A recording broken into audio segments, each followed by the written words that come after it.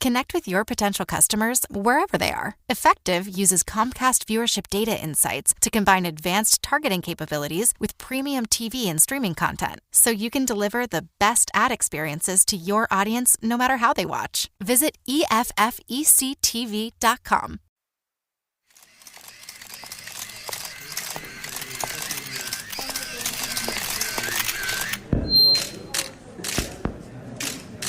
Los servicios jurídicos del partido nos han informado que podemos entablar acciones legales contra los que han atribuido al Partido Popular o a sus órganos de dirección acciones legales o irregulares, contra los filtradores de esa información y contra los que lo han publicado. En los partidos políticos hay un valor que suele estar por encima de la inteligencia, la preparación o el trabajo.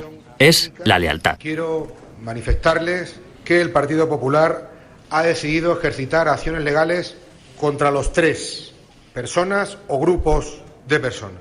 La lealtad no es inquebrantable, por supuesto. De hecho, es uno de los valores que con más frecuencia se vulnera.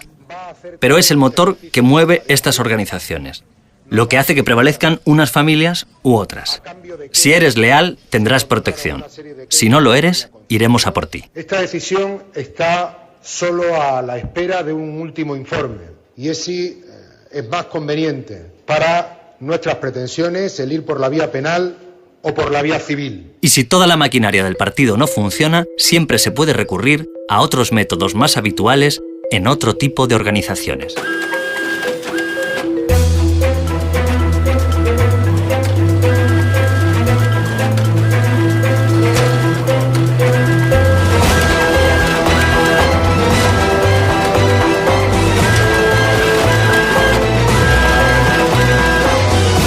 Los papeles. Episodio 4. Salvo alguna cosa. A pesar de que los papeles de Bárcenas se han publicado, aún queda mucho trabajo por hacer en el periódico. Los papeles no generan dudas desde el punto de vista de la autoría. Están escritos por la mano del tesorero y son los mismos que el subdirector José Manuel Romero había visto años antes. Pero, hasta ahora, todos los que aparecen en las notas de Bárcenas, a los que llama El País, desmienten sistemáticamente haber cobrado dinero del PP en B. Entre ellos el presidente del gobierno, Mariano Rajoy, cuyo nombre aparece hasta 35 veces en los papeles. La primera confirmación de uno de los que recibió dinero llega el lunes 4 de febrero de 2013. El trabajo del periódico era ir demostrando qué apuntes eran absolutamente ciertos, impepinables.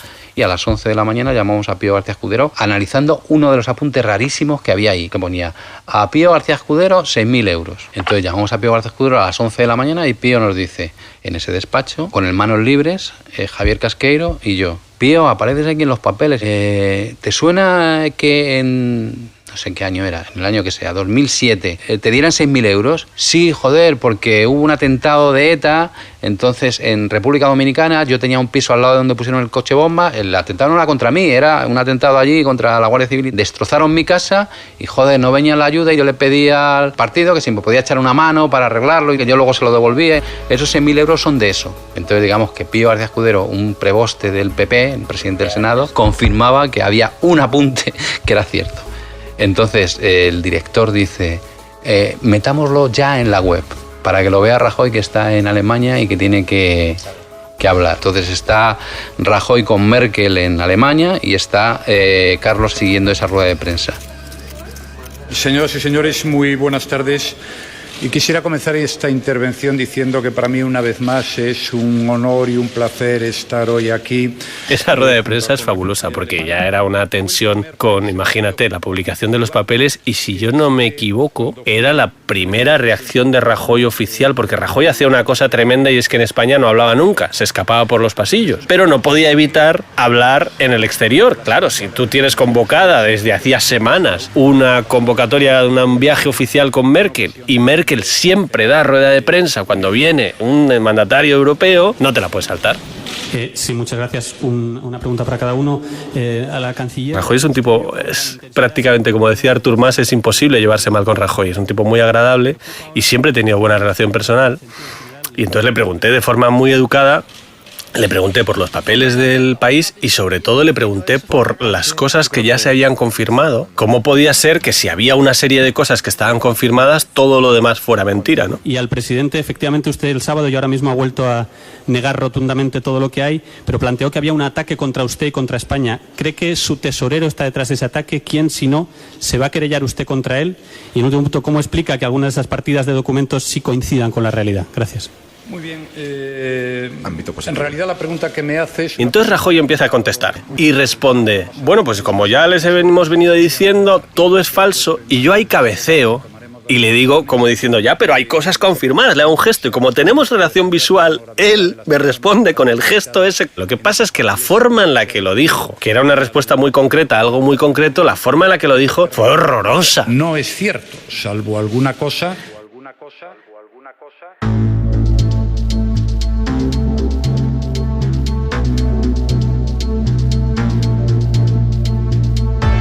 Salvo alguna cosa, se convierte pronto en algunas cosas. Ya no es solo el presidente del Senado el que reconoce algún tipo de pago. Otros miembros o exmiembros del PP admiten esos días haber recibido dinero en metálico del partido. Jaime Ignacio del Burgo dice que recibió 3.000 euros para ayudar a una víctima de ETA. Eugenio Nassarre, 70.000 euros para una fundación. Y el exconcejal Santiago Abascal padre, 12.000 euros como ayuda después de haber sufrido un atentado de la Kale Borroka en su comercio. No era la palabra de Bárcenas contra la palabra de Rajoy, sino los apuntes que eran ciertos de verdad, y había muchos. Algunos de los que eran ciertos revelaban una estratagema bastante simple para saltarse la ley de financiación de los partidos políticos, vigente hasta 2007.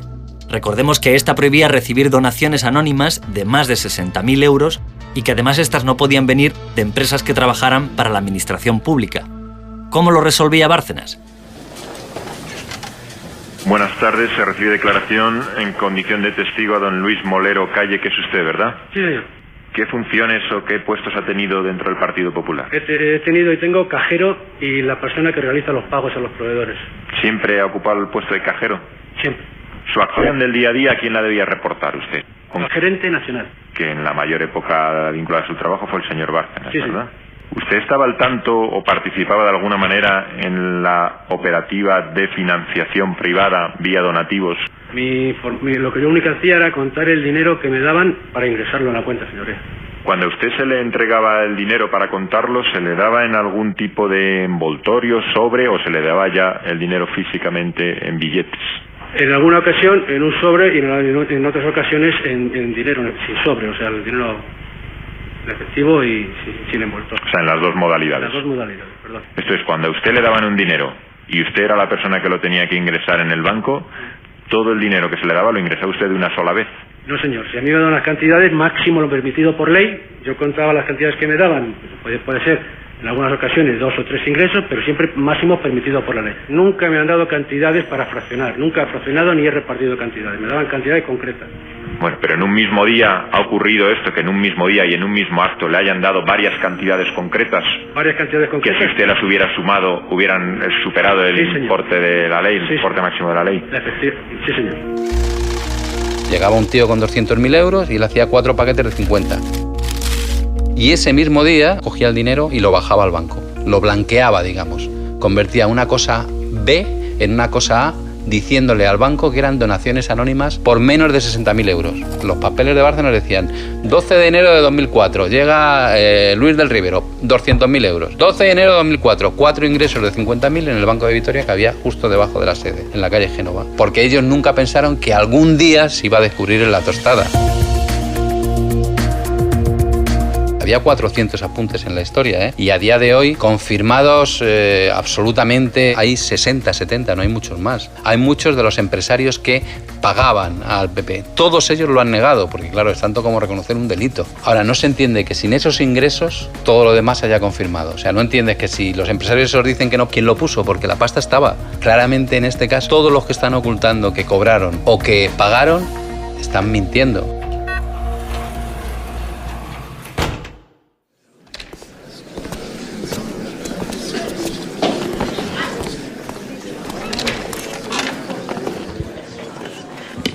Estamos en la Fiscalía Anticorrupción. Es 6 de febrero, no ha pasado una semana desde la publicación y Bárcenas se sienta delante de los fiscales para responder a muchas preguntas sobre lo que pone en sus papeles. La fase de interrogatorio. Lo primero que hace es negar que sean suyos. Pónganse los cascos un momento si los tienen a mano, porque la calidad del sonido en los juzgados, como ya hemos visto, no es muy buena. Observe esas fotocopias. Lo que veo es que hay letras distintas. Pues para que observe tanto la caligrafía, si puede reconocerlo y identificarla. Mi caligrafía no es suya. Sostener una mentira no es fácil cuando uno no está acostumbrado a que te pregunte un fiscal anticorrupción en un cuarto, con otras personas mirándote y tomando nota de todo lo que dices. Quizá por eso Bárcenas no está del todo cómodo con su respuesta. Necesita convencer al fiscal con algo más y se pone a criticar su propia obra. Es que me parece una chapuza, porque es un libro de tendero, o sea, es de un colmado de principios del siglo pasado.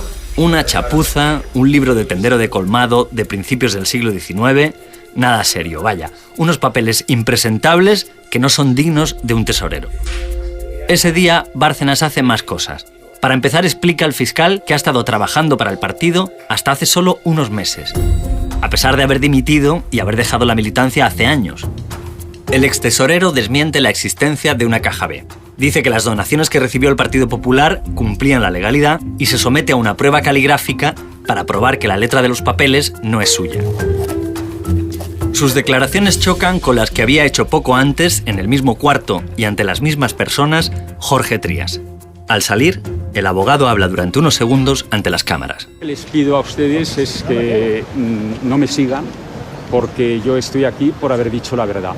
Y se está demostrando que he dicho la verdad. Y por luchar, como llevo haciendo desde hace 40 años, por la independencia de la justicia. Por favor, es que no tengo nada más. ¿Son auténticos los papeles de Bárcenas? No tengo ni idea. Yo son los papeles que había visto y les pido por favor, porque es que no puedo decir nada más. Trías parece nervioso, o más bien agobiado. Lleva días soportando una presión que nunca antes había conocido. Ha decidido contar lo que sabe sobre la caja B del partido. He contestado a todas las preguntas que me han formulado. No voy a decir nada más, que no puedo decirles nada más. Señoría, ¿fue usted el que lo pasó al país? Eso jamás lo he dicho yo. Le ruego... ¿Sabía usted si había sobresueldo, señor Trías?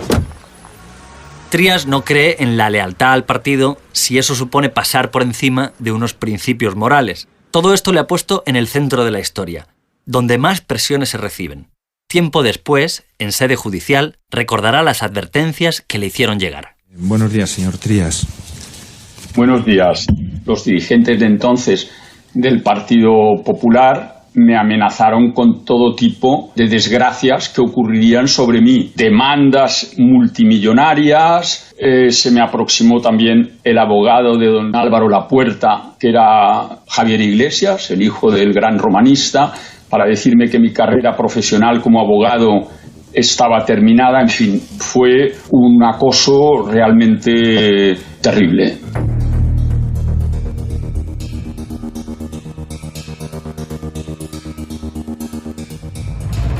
Como ya hemos dicho, Jorge Trías ha preferido no participar en este podcast. Es un asunto que tuvo un alto coste para él y le cuesta regresar a la historia.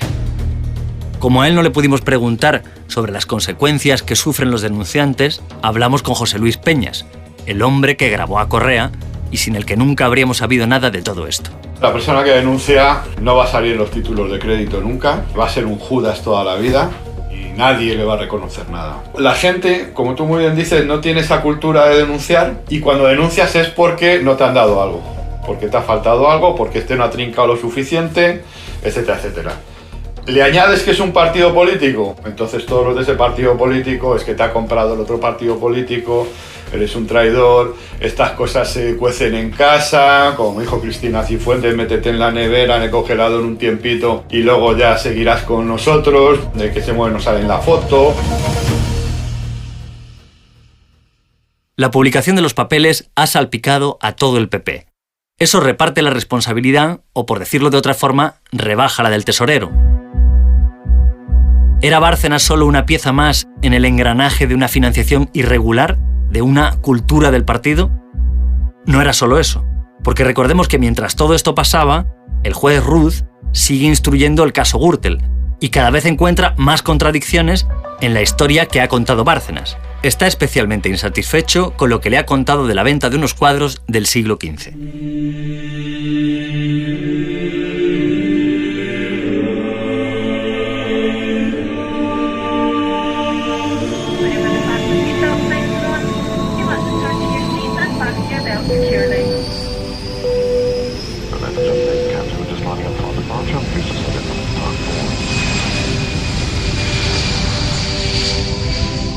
Según Bárcenas, esos 2 cuadros estaban en casa de su abuela.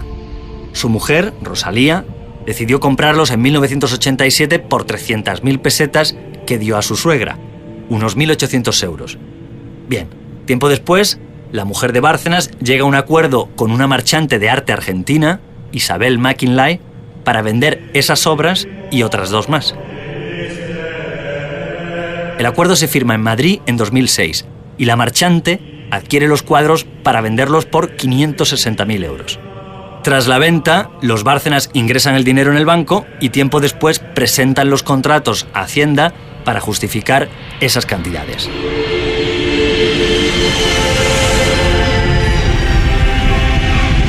Pasajeros, bienvenidos a la ciudad de Buenos Aires. Hemos aterrizado a las 15 horas 10 minutos hora local, 5 minutos antes de lo planificado. Vale, solo que ni las fiscales de Gürtel, ni Hacienda, ni Ruth se creen la historia. Y tampoco los agentes de la UDEF, que rastrean los sospechosos viajes de Bárcenas a Buenos Aires, a veces solo para estar unas horas. Cuando se consigue dar con la marchante de arte, esta confiesa. Para empezar, no es marchante, sino restauradora, y dice que cobró $1.500 para simular todo el contrato, comisión y supuesta venta de los cuadros. Los cuadros ni los vio, jamás estuvo en Madrid. Solo vio a Bárcenas en Buenos Aires unos minutos. Así se lo dice a Ruth. El señor Luis Bárcenas Gutiérrez. Le quiero preguntar si usted ha conocido a este señor en el pasado y si le ha conocido, qué relación ha tenido con él. Yo he firmado unos papeles en la oficina de un amigo en donde estaba un señor español que yo en ese momento no conocía. Muchos meses después, viéndolo por internet, supe que era el señor Bárcenas.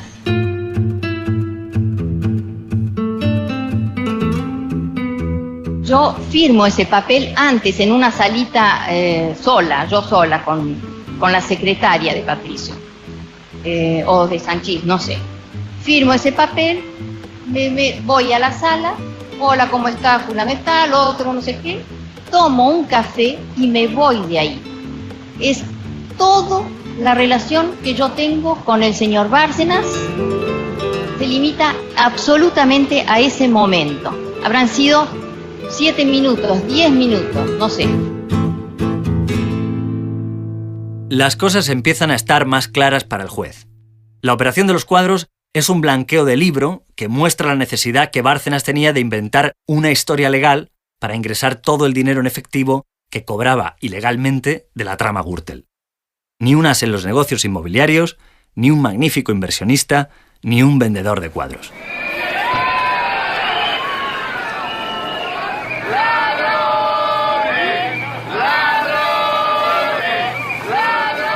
En junio de 2013, Bárcenas es alguien acorralado al que Ruth toma declaración con nuevas informaciones. Fundamentalmente 2, que en realidad son 48 millones de euros los que tiene en Suiza y que ha intentado transferir parte de esos fondos al extranjero.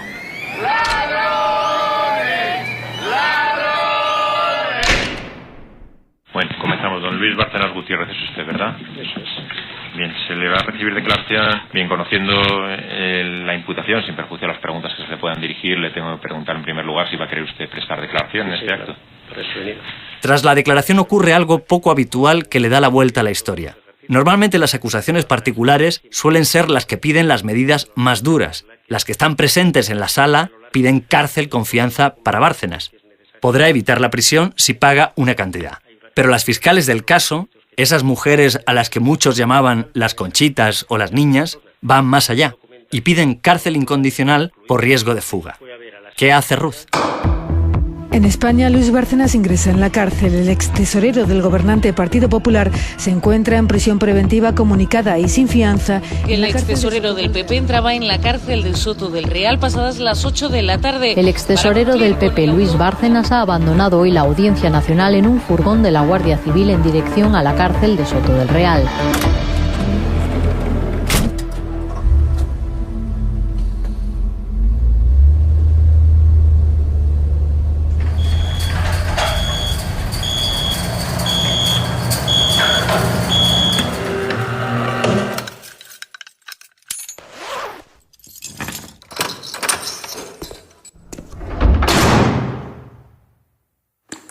La celda de Bárcenas en el módulo 4 de Soto del Real es un espacio de unos 10 metros cuadrados, con litera, una pequeña mesa y un retrete y lavabos sin puerta.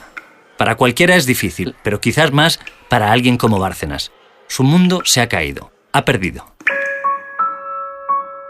Luis Fraga describía a su amigo como un hombre sólido, alguien que no se arredraba ante las peores circunstancias de la montaña. Las que vive ahora no se las imaginaba. De alguna manera el tesorero siempre pensó que el partido le ayudaría, que nunca entraría en la cárcel, que algo pasaría en el último momento para sacarle del atolladero. Pero nada de eso ha pasado. En la soledad de su celda, Bárcenas medita qué debe hacer. ¿Qué es lo mejor ahora? ¿Cuál es el siguiente paso?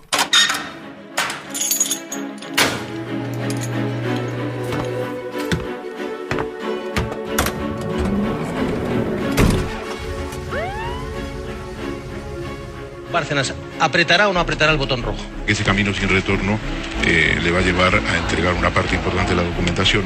Mire, yo creo que la mejor prueba es que el señor Bárcenas está en la cárcel y hoy presta declaración en un juzgado. Eso pone de manifiesto que el Estado de Derecho funciona. El que dio credibilidad plena a Bárcenas fue el Partido Popular. El Partido Popular le dio la llave de la caja al que ahora se refiere como delincuente. Este señor no ha parado de mentir, ha incurrido en importantes contradicciones. Bárcenas es árbol caído. Los oyentes pueden hacerse una idea de a qué persona confía en el PIN de su tarjeta de crédito. Pues a esa persona fue a quien el Partido Popular le entregó la llave de la caja. Nadie se daba cuenta, nadie. El 15 de julio, a las 9:25, un furgón de la Guardia Civil escoltado por 3 vehículos llega a la Audiencia Nacional. Bárcenas está dispuesto a contar a Ruz la mayor parte de lo que sabe. Será un testimonio lleno de nombres de empresas y empresarios, con fechas concretas, nombres de cargos del partido, todos los detalles que mostraban que durante los últimos 20 años el Partido Popular se había estado financiando de forma ilegal, recibiendo donaciones en metálico de constructores y otros empresarios. Empresarios que a su vez recibían adjudicaciones o contratos de los ayuntamientos y comunidades donde gobernaba el PP.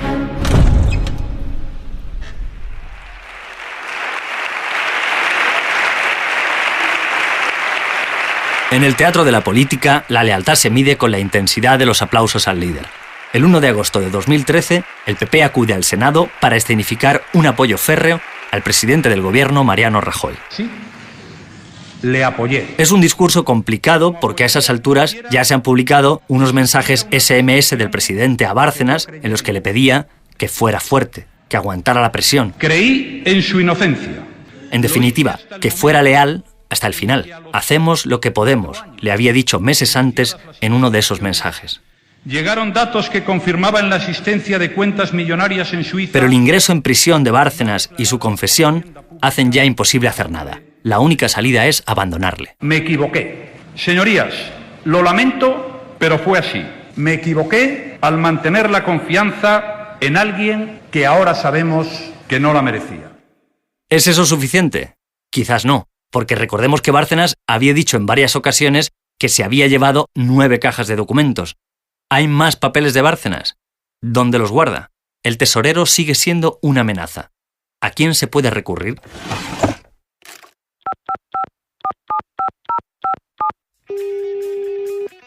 En los pliegues del sistema siempre hay alguien al que llamar. Alguien que lleva toda la vida trabajando para el poder político y empresarial de este país. Un tipo encargado de resolver problemas al margen de la ley. En el verano de 2013 no sabíamos absolutamente nada de él. Luego no dejaríamos de pronunciar su nombre. Soy comisario de policía y he tenido el honor de trabajar para mi país. Las cloacas no generan mierda, la limpian.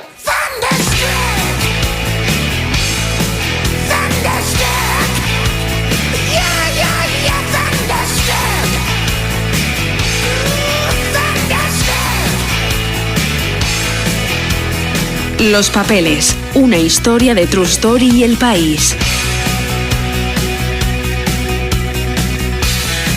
Dirección, Álvaro de Cózar. Guión, Álvaro de Cózar e Inés Vila. Edición sonora, Inés Vila. Diseño sonoro, Nacho Sánchez. Asistente técnico, Carlos Díaz Marjaliza. Diseño gráfico, Marta París. Producción ejecutiva Pilar Sayans, Mónica Ceberio y María Jesús Espinosa de los Monteros. Agradecimiento especial a Miguel Ángel Campos y al Departamento de Documentación de la cadena SER.